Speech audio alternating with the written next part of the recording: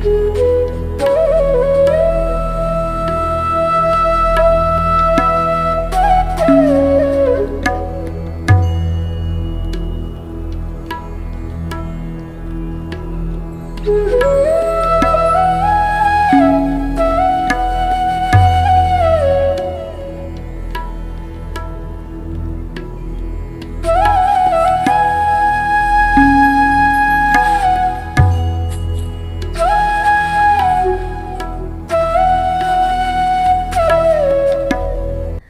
Everyone, welcome to my channel.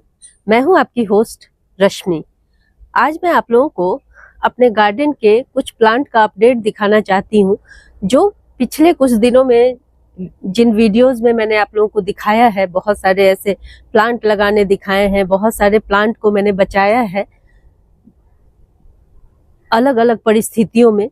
वो सारी चीजें आप लोगों के साथ शेयर करना चाहती हूँ, ताकि आप लोगों को ये यकीन हो पाए कि किस तरह हम टाइम पे कुछ काम करके अपने प्लांट को बचा सकते हैं, किस तरह से हम उनकी केयर कर सकते हैं। तो चलिए चलते हैं हमारी वीडियो में। आप लोग देखें, ये लेमन ग्रास देखें। सबसे पहले ये वही लेमन ग्रास है जो गर्मी में इस कदर खराब हो चुका था कि मैंने उसी वक्त जब थोड़ा सा टेम्परेचर कम हुआ तो आप लोगों के साथ शेयर किया था कि किस तरह हम अपने प्लांट को अगर सही टाइम पे उसकी केयर नहीं करते हैं, उसकी रिक्वायरमेंट को पूरी नहीं करते हैं, तो किस तरह खराब हो जाते हैं। और मैंने आप लोगों को इसके रूट कट करके इसको ट्रांसप्लांट किया था, और देखें ऐसा करने से कितना सुंदर रिजल्ट होता है। मुश्किल से 1 महीने भी नहीं हुए होंगे, आपने मेरी लेमन ग्रास की वीडियोस देखी होंगी, और इसकी हेल्थ देखें। तो आपको ये ट्रीटमेंट हर साल करनी चाहिए, क्योंकि लेमन ग्रास एक ऐसा पौधा है जो बहुत तेजी के साथ बढ़ता है, और इसकी जो रूट होती हैं वो नीचे की तरफ बहुत ज्यादा फैलती हैं।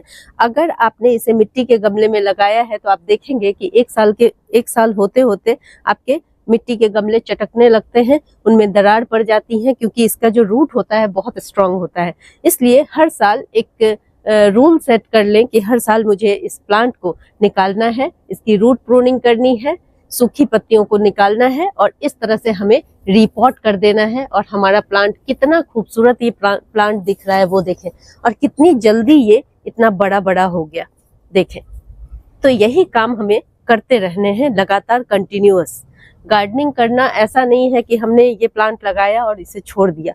हमें पता होना चाहिए कि हमें हमारे किन प्लांट को किस समय किस चीज की नीड है। अगर ये आपने सीख लिया तो फिर आपकी गार्डनिंग को कोई नहीं रोक सकता। बहुत बढ़िया गार्डनिंग करेंगे आप लोग।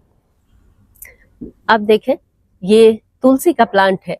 ये प्लांट भी मैंने आप लोगों के साथ ही शेयर किया था कि किस तरह से सीड से मैंने बहुत सारे सीड बोए थे, और उससे मेरी तुलसी बहुत सारी आ गई थी। पिछले साल मुझे तुलसी की बहुत कमी हो गई थी, क्योंकि किसी कारण बस ठंड में सारे तुलसी मेरे खत्म हो गए थे। उसके बाद मैंने सोचा कि अब मुझे 2-3 नहीं, बहुत सारे तुलसी के प्लांट लगाने हैं, जिससे मैं एक्सट्रीम क्लाइमेटिक कंडीशन में भी इसे बचा सकूं। और आप देखें कि अभी जो मॉनसून का सीजन है वो परफेक्ट है तुलसी लगाने के लिए। इस कदर इसकी इतनी तेजी से ग्रोथ होती है कि आप चाहें तो अनगिनत प्लांट लगा सकते हैं सीड से, और उनकी ग्रोथ भी इस कदर होती है। आप अगर मेरी पुरानी वीडियोस देखेंगे जो अभी रिसेंट की हैं, इसलिए मैं बार बार आप लोगों को अपडेट दिखाती हूँ, ताकि आप लोग इससे इंस्पायर हो सके और टाइम पे किए गए काम का ये रिजल्ट होता है ये देख सकें।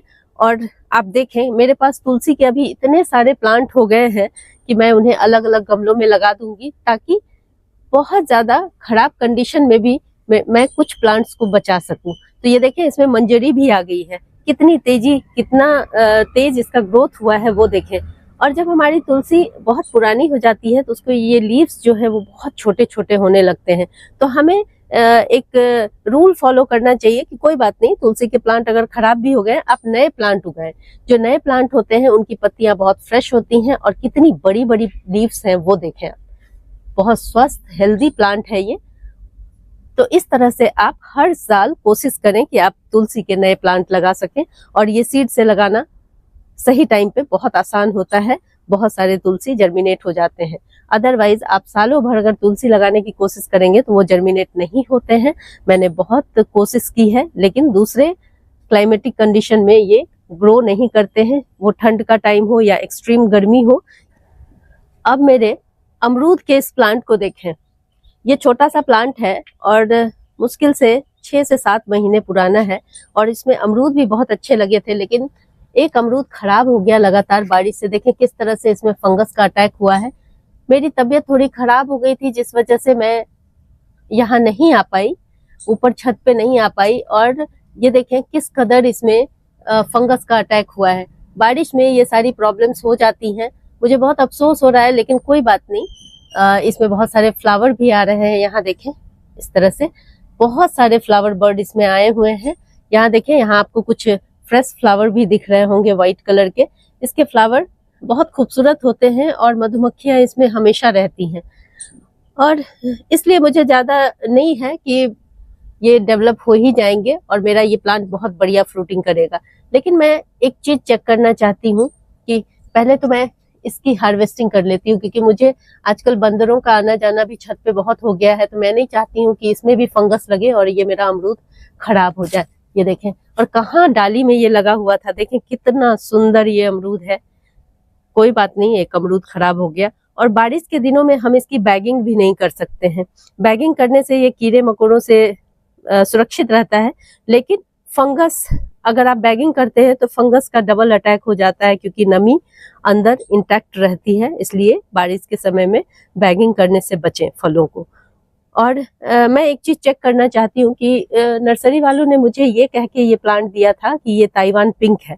ताइवान पिंक की यही पहचान होती है कि जब आप उसके फ्रूट को काटेंगे तो अंदर से हल्का पिंक होता है। अब मुझे नहीं मालूम कि ये वही प्लांट उसने रियल प्लांट दिया है या ऐसे ही मुझे कोई और प्लांट पकड़ा गया है, वो अभी हम चेक करेंगे।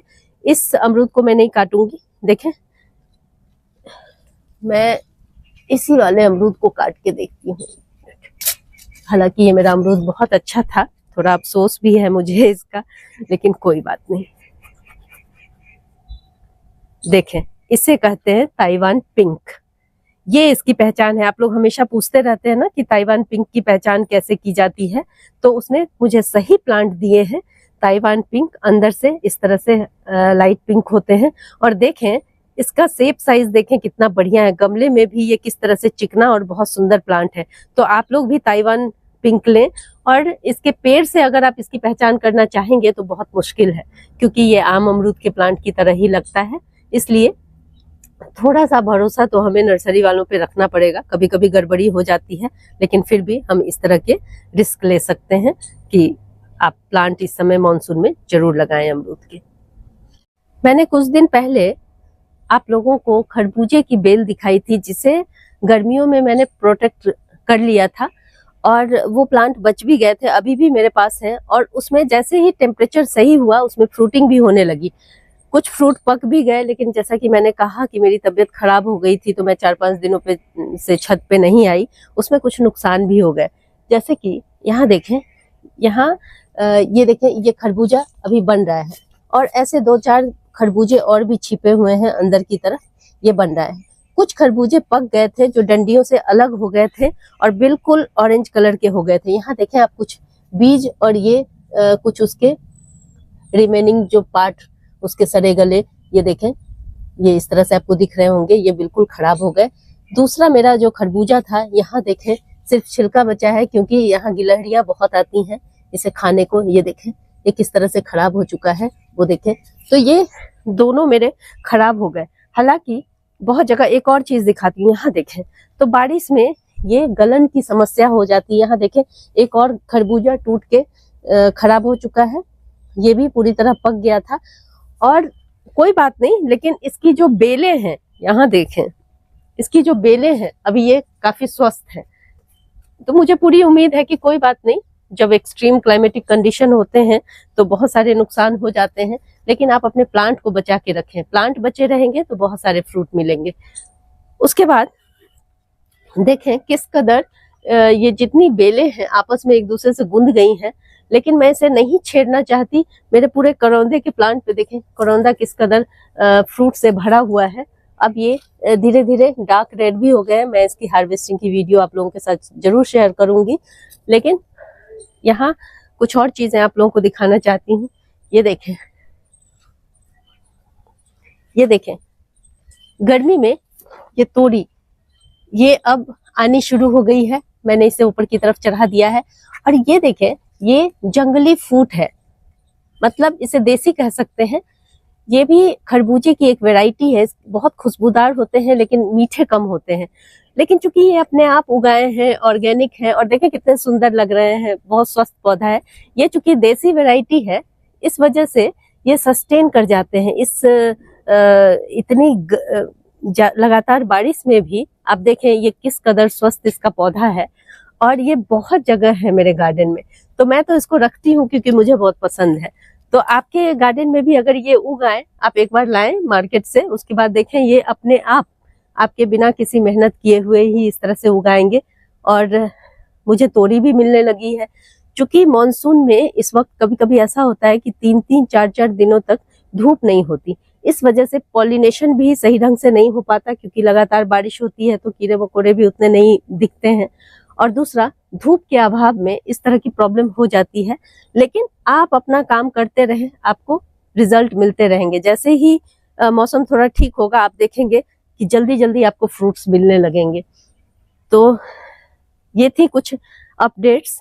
और दूसरा, आप देखें यहाँ जो ये मेरा लेमन लगा हुआ है, एक मैं अपने गंधराज का प्लांट भी आप लोगों को दिखाना चाहती हूँ। उसमें क्या प्रॉब्लम हुई है वो शेयर करना चाहती हूँ। हो सकता है आप लोगों के साथ भी ये प्रॉब्लम हुई होगी, तो दिखाती हूँ आप लोगों को कि वो प्लांट मेरा, देखें यहाँ क्या प्रॉब्लम हुई है। ये देखें, ये नींबू फट गया है इस तरह से। और मैंने आपको अभी अपना पुराना नींबू का प्लांट दिखाया जो नींबू से लदा हुआ है, उसमें इस तरह की कोई प्रॉब्लम नहीं है। तो ये जो प्रॉब्लम होती है वो बोरोन की कमी से होती है। तो अगर आप इस तरह का कोई भी प्रॉब्लम देखते हैं तो आप बोरोन की कमी को दूर करें। मार्केट में भी बोरोन इजीली अवेलेबल है, आप थोड़ा सा डाल दें तो आपके प्लांट में ये कमी पूरी हो जाएगी। यहाँ देखें, इसमें ये वाला प्लांट कितनी बुरी तरह ये फ्रूट अफेक्टेड हुआ है वो देखें। और यहाँ पे एक छोटा सा नींबू और है, ये छोटा ही है अभी, लेकिन ये देखें किस तरह से क्रैक होना शुरू हो गया है। तो ज्यादातर इसके 2 रीजन होते हैं, एक तो बहुत ज्यादा बारिश और दूसरा बोरोन की कमी। तो अगर बारिश से मेरा ये प्लांट प्रभावित होता तो मेरे दूसरे नींबू के प्लांट में भी इसी तरह की प्रॉब्लम होती। लेकिन मुझे लगता है कि इसमें बोरोन की कमी है, उसे पूरी कर देने से इस तरह की समस्या आगे नहीं आएगी। ये मेरे अनार का प्लांट है और किस कदर इसमें फ्रूटिंग हो रही है, फ्लावरिंग हो रही है वो देखें।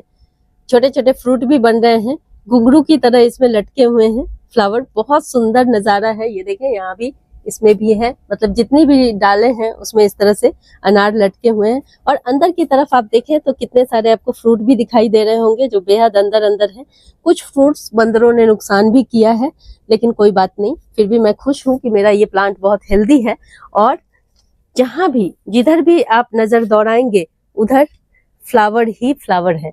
अब मैं देखती हूँ कि कितना सक्सेसफुल होता है ये, कितने इसमें फ्रूट लगते हैं, वो सब आप लोगों के साथ शेयर करूंगी। चलते चलते मैं आप लोगों को एक और प्लांट दिखाना चाहती हूँ जो अगर आप लोग चाहें तो इस प्लांट को मॉनसून के सीजन में जरूर लगाएं। ये बेस्ट टाइम है। ये है, इसे टेक्सास सेज के नाम से जाना जाता है, या फिर इसको बैरोमीटर प्लांट भी बोला जाता है, कुछ अलग सा ही नाम है इसका। लेकिन आप इसकी खूबसूरती देखें, ये मॉनसून में ही पनपते हैं, मॉनसून में ही लगातार इसकी जुलाई से लेकर के सितंबर तक इसमें इसी तरह कंटिन्यूअस फ्लावर आते रहते हैं। आप नीचे की तरफ देखें तो ये कितने गुच्छे में, चूंकि अभी बारिश का पानी इस पे पड़ा हुआ है इसलिए ये नीचे की तरफ आपको दिख रहे होंगे, उतने खिले खिले से नहीं लग रहे होंगे। लेकिन यकीन मानिए ये इतना खूबसूरत प्लांट है कि अगर 2-4 भी आप अपने गार्डन में लगा देते हैं तो बहुत बहुत खूबसूरत प्लांट है ये। तो इसे जरूर लगाएं। अगर आप इसके बारे में पूरी डिटेल जानना चाहते हैं तो मैं इसकी एक और वीडियो बना दूंगी आप लोगों के लिए। और इस तरह से आगे आने वाले दिनों में भी मैं जो भी काम पीछे करती हूँ उन सब का अपडेट आपको देने की कोशिश करती हूँ, ताकि अपने प्लांट के टुवर्ड्स, आप लोगों के टुवर्ड्स मैं ईमानदार बनी रहूं। अपने सारे काम में अगर मुझे सक्सेस मिलती है या फिर नहीं मिलती है वो सब भी आप लोगों के साथ शेयर करती रहूं। तो इसके लिए मेरी वीडियो के साथ जुड़े रहें। अगर आप लोगों को मेरी ये वीडियो पसंद आती है तो प्लीज इसे लाइक, शेयर एंड सब्सक्राइब करना ना भूलें। बेल बटन को जरूर दबाएं। Live nature, love nature. Thank you.